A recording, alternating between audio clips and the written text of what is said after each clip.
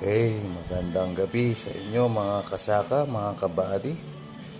Ito, yung bagong pwesto natin, ano? Ayan, natin. Bagong lipat lang tayo. So, andyan, yung mga paninda natin. Kung gusto nyo pong bumili. Ayan, yan po yung pwesto natin, no? At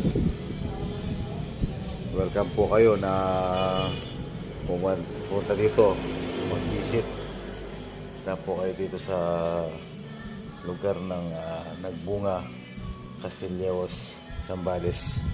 So yun, may mga repairing tayo doon, nandun sa dulo. Repairin natin yan mga kasaka. So may mga parts na tayo dyan. Someday, bibless tayo ni God. Ito. At nawa ay dadami ang ating mga paninda.